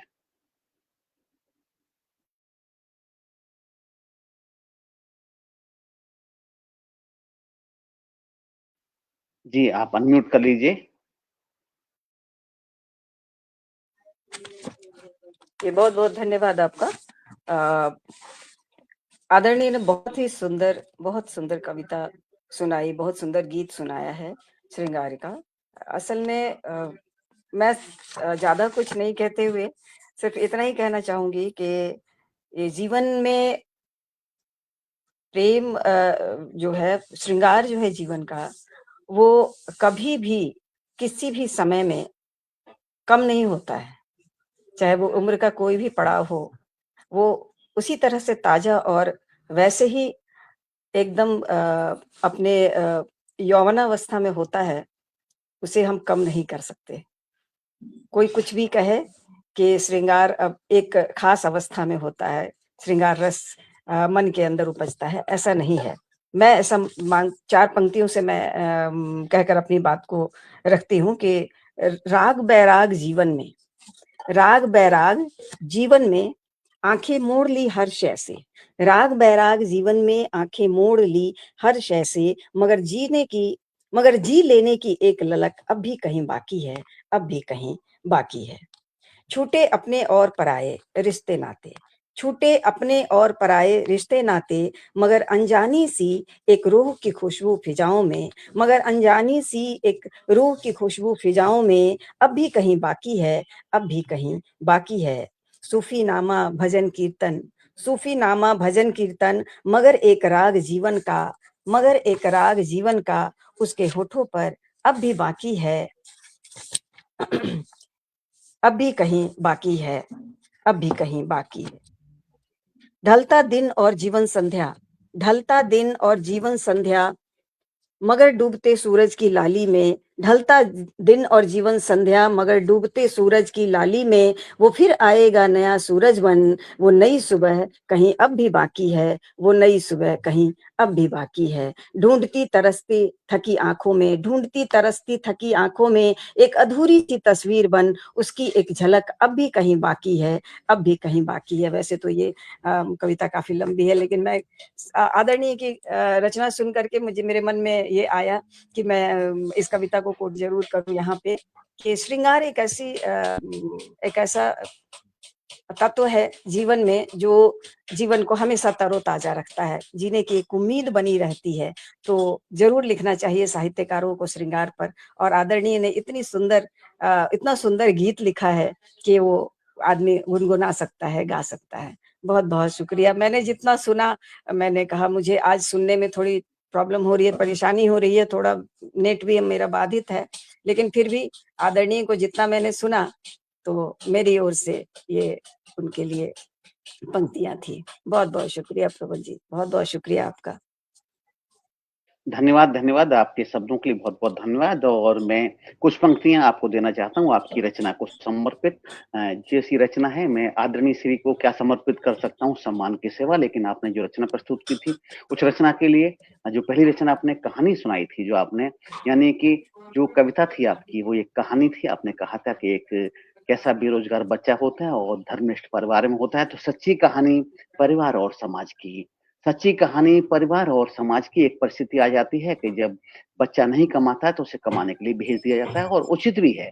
हमारे यहाँ तो बच्चे को तब भेजते हैं जबकि कई बार शादी भी हो जाती है, लेकिन विदेशों में तो जब 16 साल का बच्चा होता है तभी उससे कहते हैं कि आप कुछ कमाओ, और 18 साल के बाद तो वो अलग ही रहने लगता है। अपना परिवार भले वो 30 साल में बसाए, लेकिन अपना खर्चा खुद चलाने लगता है। ऐसी स्थिति। सच्ची कहानी परिवार और समाज की, कहानी थी कल की पर सच्चाई आज की। सच्ची कहानी परिवार और समाज की, कहानी थी कल की पर सच्चाई आज की। रोमांचक और उत्सुकता से लवरेज थी कहानी, रोमांचक और उत्सुकता से लवरेज थी कहानी। भूतों और हमारे धर्मनिष्ठ समाज की, भूतों और हमारे धर्मनिष्ठ समाज की। समाज धर्मनिष्ठ होता है, धर्म से कार्य करता है। धर्म ही हमारे जीवन पद्धति है, सिर्फ पूजा पद्धति नहीं, जीवन पद्धति भी हमारा धर्म है। तो उसी धर्म की बात कर रहा हूं मैं। और आपने जो प्रेम की बात कही, और यद्यपि अनीता जी ने काफी उसके बारे में बोला, लेकिन मैं तो 2 ही पंक्तियों में बोलना चाहूंगा जो अभी लिखा मैंने, कि तुम प्रेम करो तो मैं भी तुमको प्यार करूं, तुम प्रेम करो तो मैं भी तुमको प्यार करूं, अपने जीवन का तुमसे मिलकर उद्धार करूं। तुम प्रेम करो तो मैं भी तुमसे प्यार करूं, अपने जीवन का तुमसे मिलकर उद्धार करूं। जीवन है तो जीना है, मर मर कर क्या जीना। जीवन है तो जीना है, मर मर के क्या जीना, जीवन गीत सुनूं तेरा तो जीवन उपहार करूं, जीवन गीत सुनूं तेरा तो जीवन उपहार करूं। निश्चित रूप से प्रेम में यहाँ तक आगे बढ़ जाता है, यदि जीवन गीत सुनता है प्रेमी से तो अपने जीवन को भी उपहार में देने का प्रयास करता है और दे ही देता है कभी कभी। ऐसा प्रेम गीतों में पाया जाता है और सामान्य जीवन में भी ऐसा पाया जाता है कि जब आप प्रेम करते हैं तो बदले में प्रेम मिलता ही है निश्चित रूप से।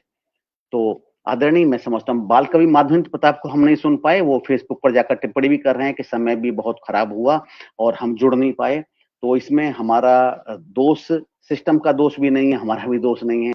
नेटवर्क, हम सबसे पहले उन्हीं को पढ़वाना चाह रहे थे कि बाल कवि माधवेंद्र प्रताप को सुनाएंगे, पहले उनको आमंत्रित करना चाह रहे थे, फिर पूजा चौहान जी को आमंत्रित करना चाह रहे थे। पूजा चौहान जी ने स्पष्ट कहा कि अभी मेरा ठीक नहीं है, थोड़ी देर बाद में लीजिए, तो हमने थोड़ी देर बाद पुकारा, लेकिन माधवेंद्र प्रताप तब से हट गए और बीच बीच में आने का प्रयास किया, लेकिन हर बार कुछ क्षण के लिए आए और कुछ क्षण आने के पश्चात वो शायद क्या जल्दी होती है या नेटवर्क खराब होता है, हम उस गहराई में जा नहीं सकते। लेकिन अगली बार आए तो कम से कम 10 मिनट के लिए अपना नेट सही रखें और स्थिर रहें, तो हम उनको निश्चित रूप से सुन पाएंगे। और हम सब दर्पण के ग्रुप के सभी लोगों को आमंत्रित करते हैं, उनकी सहमति के आधार पर ही हम कार्यक्रम आयोजित करते हैं।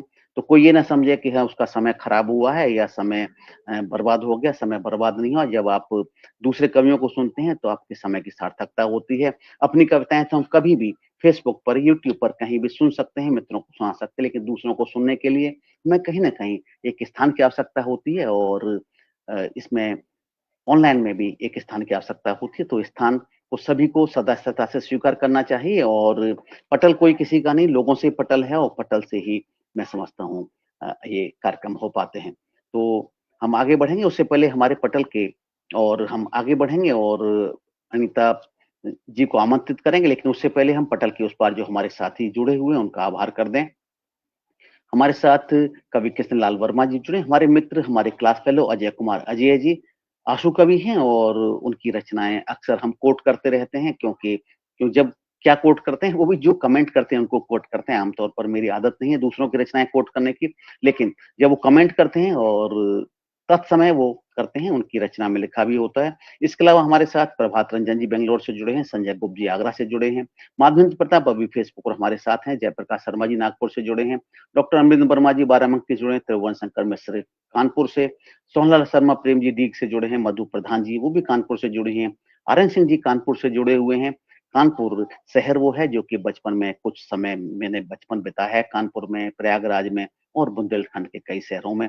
तो ये सब शहर मेरे कहीं न कहीं हृदय के नजदीक हैं। इसके अलावा श्रीकांत पारिक जी राजस्थान से, बोधिसत्व कस्तूरिया जी आगरा से, डॉक्टर रामानंद दीक्षित जी वाराणसी से हमारे साथ हैं। तो सभी का बहुत-बहुत हम धन्यवाद करेंगे। मनोज वार्ष्णेय बजरंगी जी गृहनगर से हमारे मित्र हैं और साहित्य प्रेमी हैं और भाजपा के ये हमारे नगर के अध्यक्ष हैं मनोज वार्ष्णेय बजरंगी जी। तो इनका भी बहुत-बहुत आभार करते हैं, धन्यवाद करते हैं। और अजय जी ने कुछ अपना कोई कोट लिखा था आपने तत्समय, तो उसको मैं निश्चित रूप से पढ़ना चाहूँगा कि तुम अण हो अनुभूति सागर सी गहराई हो, तुम अण हो अनुभूति सागर सी गहराई हो, तुम चकोर की चांदनी पतझड़ में सुरमाई हो, तुम पलकों का ख्वाब अधूरा हर धड़कन अंगड़ाई हो, तुम हो प्रभा धरा शबनम अनुभूत अनुपरछाई हो। और आपने 14 तारीख को तत्समय इसी समय आपने लिखा और हम सब के लिए आपने प्रेषित कर दिया। बहुत-बहुत आभार मित्र अजय कुमार अजय जी। अजय जी व्यवसायी हैं, एडवोकेट हैं और साहित्यकार हैं। ये तो बहुत-बहुत आभार और हम आमंत्रित करेंगे अब अ, अनीता जी को। और अनीता जी के साथ भी शायद वही हो रहा है कि ठीक है, अनीता जी हैं, बिल्कुल अनीता जी को आमंत्रित करते हैं। अनीता जी आएँ और अपनी प्रस्तुति दें। स्वागत, स्वागत, स्वागत।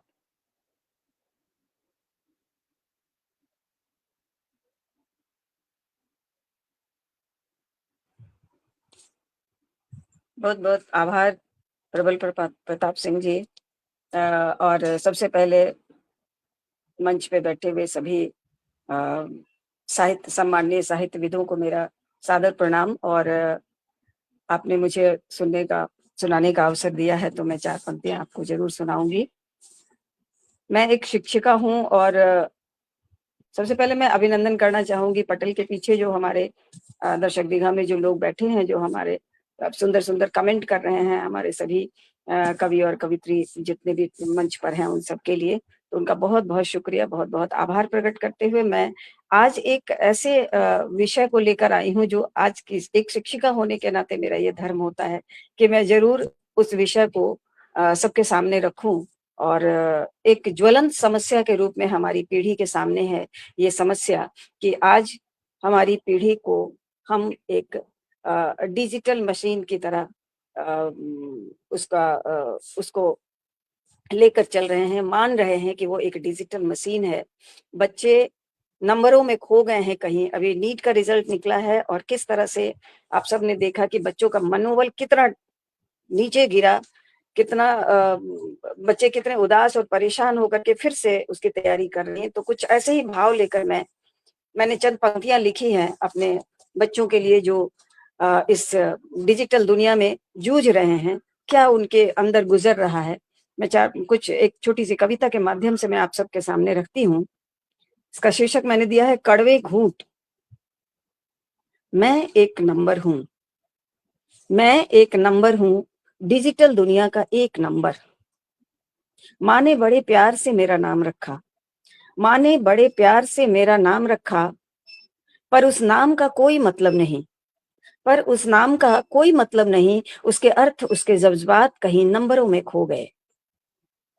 मेरा नाम मेरा बचपन से वही है, नाम मेरा बचपन से वही है, पर समयांतराल में मेरा प्राप्तांक बदल गया है, पर समयांतराल में मेरा प्राप्तांक बदल जाता है और फिर मैं उस नंबर के स्टेटस का हो जाता हूँ, और फिर मैं उस नंबर के स्टेटस का हो जाता हूँ। धीरे धीरे अब मेरी शक्ल भी एक नंबर की तरह हो गई है, धीरे धीरे अब मेरी शक्ल भी एक नंबर की तरह हो गई है, सपाट भाव शून्य। बचपन में मेरी पहचान मेरा अंक पत्र, बचपन में मेरी पहचान मेरा अंक पत्र, आज मेरी पहचान कंपटीशन के कट ऑफ निश्चित करते हैं, आज मेरी पहचान कंपटीशन के कट ऑफ निश्चित करते हैं। मैं किस विषय में दक्ष हूँ, मैं किस विषय में दक्ष हूँ, यह मैं नहीं, मेरे अंक तय करते हैं, मेरे अंक तय करते हैं। इसलिए अंकों की भीड़ में मैं भी एक अंक बन गया हूँ, इसलिए अंकों की भीड़ में मैं भी एक अंक बन गया हूँ। कैसे बताऊं सबको, आदरणीय आप सबका ध्यान चाहूंगी, कैसे बताऊं सबको, जिंदगी में 2 जोड़ 2 4 ही नहीं होते, जिंदगी में 2 जोड़ 2 4 ही नहीं होते, कहीं 5 कहीं 7 कहीं 2 तो कहीं 0 भी होता है, कहीं 5 कहीं 7 कहीं 2 तो कहीं 0 भी होता है। जिंदगी का गणित डिजिटल नहीं, जिंदगी का गणित डिजिटल नहीं, दैहिक और मूर्त भी होता है, दैहिक और मूर्त भी होता है। और अब तो इस महत्वपूर्ण अंक को भी, और अब तो इस महत्वपूर्ण अंक को भी शर्मिंदा कर दिया है मैंने, और अब तो इन महत्वपूर्ण अंकों को भी शर्मिंदा कर दिया है मैंने। मेरे पास आकर इनकी महत्वपूर्ण इमेज भी खराब हो गई है। शून्य भी किसी के साथ मिलकर उसे अति महत्वपूर्ण बना देता है, शून्य भी किसी के साथ मिलकर उसे अति महत्वपूर्ण बना देता है। पर मैं तो शून्य के साथ खत्म हो गया, पर मैं तो शून्य के साथ खत्म हो गया, गुमसुम हो गया, चुप चुप हो गया। किसको सुनाऊं, किसको बताऊं, किसको सुनाऊं, किसको बताऊं। मैं डिजिटल दुनिया में महज एक अंक होकर रह गया, महज एक अंक होकर रह गया। ये त्रासदी है आज के जीवन की, आज की नई पीढ़ी की। कौन समझेगा उनके दुख को, पता नहीं कौन समझ पाएगा। अगर समय है तो एक और रचना सुनाऊं, नहीं तो यहीं पर अंत करते हैं। बहुत सुंदर आदरणीय, बहुत सुंदर। जी आप सुना सकती हैं, रचना सुना सकती हैं आप। स्वागत जी, एक रचना प्रस्तुत कर सकती हैं आप। एक और रचना सुनाऊं मैं? जी समय है? जी हाँ समय है, आपके पास समय है तो हमारे पास भी है। ठीक है जी। तो अब मैं एक अगली रचना लेकर आई हूं। मैंने मौन को पढ़ा है, इस रचना में मौन को सुना है, मौन को पढ़ा है, आप सबके सामने रखती हूँ कैसे। इसका शीर्षक है मुखर मौन। मुखर मौन में खामोश लबों से चुपचाप आकर, खामोश लबों से चुपचाप आकर धीरे से कानों में फुसफुसाती है जब कोई चुप, खामोश लबों से चुपचाप आकर धीरे से कानों में फुसफुसाती है, जब कोई चुप तो कोई हलचल नहीं होती, तो कोई हलचल नहीं होती, ना ही कोई झंझावात होती है, तो सिर्फ एक कंपन होती है, तो सिर्फ एक कंपन सुनने वालों के लबों में। उसके थरथराते हुए होठ तो विवश हो रह जाते कुछ कहने से, उसके थरथराते हुए होठ तो रह जाते कुछ करने से, पर आंखें सब कुछ कह जाती, पर आंखें सब कुछ कह जाती, मानो आंसुओं की नमी उसके तपते दुखते दिल पे ठंडी पट्टी की तरह धीरे धीरे उसके तपते दुखते दिल पे ठंडी पट्टी की तरह धीरे धीरे उसकी सारी तपन सोख लेती हो, और सब कुछ यूं शांत स्थिर होता, और सब कुछ यूं शांत स्थिर होता, जैसे दो तार एक दूसरे में विद्युत संप्रेषण कर रहे हों, ताकि फिर किसी दर्द को आत्मसात कर सुकून दे सके और सुकून पा सके। बहुत बहुत धन्यवाद आप सभी का इतने धैर्य से सुनने जी, के बहुत लिए। बहुत आभार, बहुत बहुत आभार, बहुत बहुत आभार। और मैं चाहूंगा आपकी रचना के लिए 2 शब्द कहना चाहूँगा। उससे पहले मैं चाहूँगा कि मैं पटल के उस पार जो हमारे साथी हैं, उन साथियों का मैं आभार प्रकट कर सकूँ। हमारे साथ अभी-अभी जुड़ी हैं, अरुणा पाठक जी जुड़ी हैं, उनका भी मैं धन्यवाद करता हूँ, और उनके अलावा हमारे जो साथी जुड़े हुए हैं, उन सभी साथी को मैं धन्यवाद करना चाहूँगा। डॉक्टर रामानंद दीक्षित जी, बोधिसत्व कस्तूरिया जी, श्रीकांत पारिक जी, आर्यन सिंह जी, मधु प्रधान जी, सोनलाल शर्मा प्रेम जी, त्रिभुवन शंकर मिश्र जी, डॉक्टर अमरेंद्र वर्मा जी, जयप्रकाश शर्मा जी, माधवेंद्र प्रताप जी और संजय गुप्त जी, प्रभात रंजन जी, अजय कुमार अजय जी और अरुणा पाठक जी, सभी का धन्यवाद करते हैं कि आप हमारे साथ हैं, और आपने हमारे अतिथियों को आज आप सुना भी और उनकी तारीफ की, उनके बारे में अच्छे-अच्छे शब्द भी कहे, और अच्छे शब्द कई बार पटल के उस पार से हमारे साथी कहते हैं, तो उनको मैं निश्चित रूप से पटल पर पढ़ने का प्रयास करता हूँ। इसलिए प्रयास करता हूँ कि जो साथी अपनी व्यक्त करते हैं भावनाएँ किसी काव्य रूप में, तो हमारी ज़िम्मेदारी बन जाती है कि उनको पढ़ें। अजय कुमार अजय जी ने लिखा है कि कड़वा घूँट सदा पिया हमने, गूँजा अब गलियारों में। कड़वा घूँट सदा पिया हमने, गूँजा अब गलियारों में। किंतु करें क्या सिस्टम का, जिसे शरण मिली चौबारों में, शरण मिली चौबारों में। सिस्टम निश्चित रूप से ज़्यादा ज़्यादा प्रभावी हो जाता है हमारी भावनाओं के, हमारी उपलब्धियों के। तो जो आपने कहा, रचना कहा, उसके लिए 2 शब्द कहना चाहूँगा कि निश्चित रूप से बात है, समस्या भी है, समस्या से कैसे निदान पाना है, क्या करना है, कैसे निजात पाएँगे। तो जीवन की सच्चाई है, आपका एक क्रमांक है। जीवन की सच्चाई है, आपका एक क्रमांक है।